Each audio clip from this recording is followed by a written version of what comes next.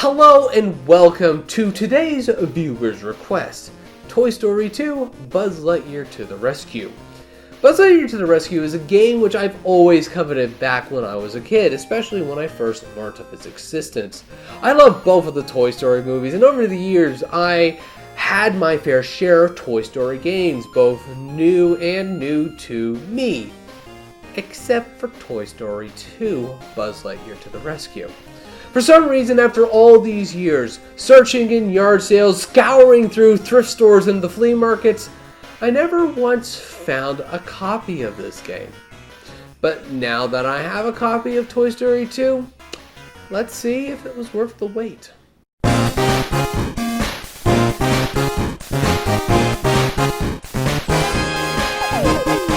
Today's video is sponsored by us at the 16-Bit Store. Tired of storing your PSP or Vita flat on a shelf or deep inside a drawer?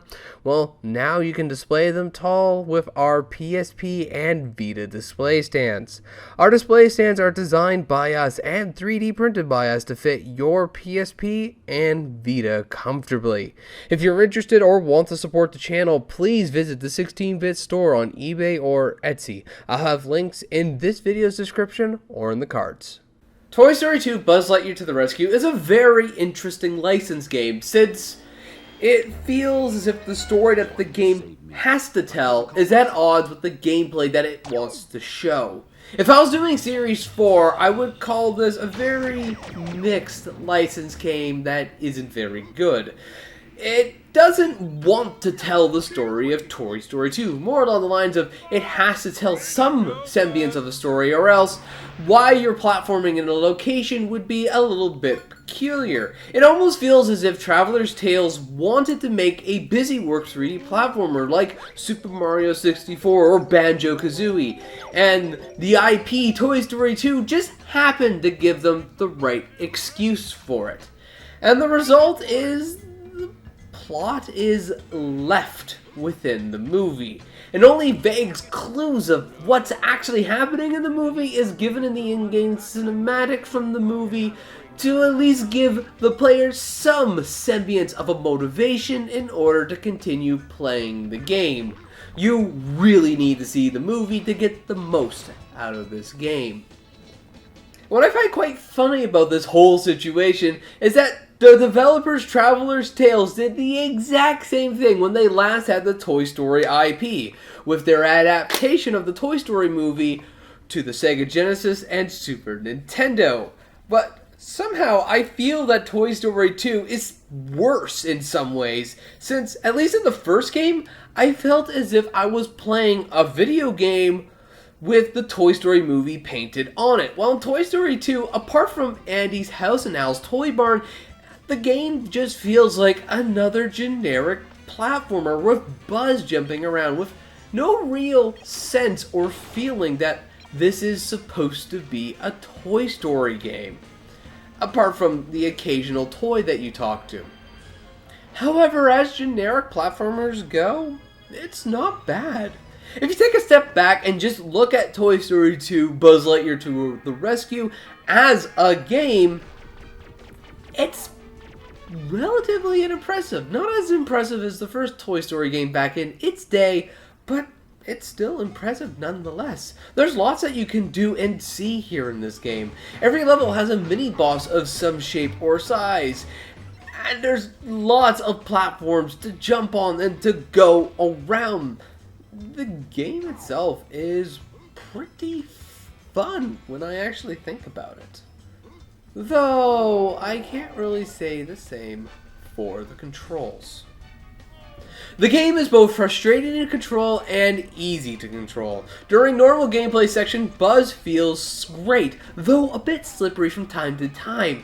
Not the end of the world, though. His double jump is great for platforming, and with an expanded moveset which fits very well with his character, it feels good. Buzz feels like he can pretty much go wherever he wants. It's nice. At least it would be until the game decides to ask you to do any sort of precision platforming. Buzz can be precise, but unfortunately, due to a smorgasbord of issues from objects that you have to climb that's actually 2D flat objects that kind of makes it difficult to jump on, to the PlayStation's unique way of rendering an environment, the game can become very frustrating. I can't count the amount of times I've missed jumps or overcorrected for others, only to find myself plummeting to the bottom of the map, having to spend a very long time just trying to get back to where I was. On the positive, there's really no bottomless pits for you to fall down into and to lose a life, but I almost kind of wish there was, just to save me a bit of time from having to climb very slowly back to where I was. You are a toy, after all. When you're trying to climb girders, it will take a bit. But after plummeting down enough platforms enough times, I started to appreciate one of the game's biggest benefits, its difficulty, or should I say, the lack thereof. The game itself is surprisingly easy, apart from one or two small encounters. And if you want to just breeze through the levels, all you really need is 1 or 2 Pizza Planet tokens from any stage in order to make progress to the next one. And with 5 objectives repeated in pretty much every stage, it's easy enough not just to get tokens, but to sort of zero in on the right challenges in order to get through it as quickly as possible. As a personal note, I do find the lack of variety in these challenges a bit tiresome. Eventually the game just becomes a monotony of doing the same tasks over and over and over again, like collect the 5 things, fight the unique boss fight, and do a time challenge thing, whether it's a race or collecting objects. It's a breath of fresh air when a unique challenge does rear its head, like the claw machine in Al's Toy Barn, or the flooded bathroom challenge in Al's Penthouse Suites. And normally, this is when I would end my review of Toy Story 2. I might have some closing notes of the okay aesthetics or the excellent soundtrack. However, while I was filming the gameplay for this review, I had a prestigious opportunity to talk to someone who was very special. And this person showed me an extremely bad flaw within this game's design. You see, this person isn't a great gamer, nor has played a wide variety of games like I have.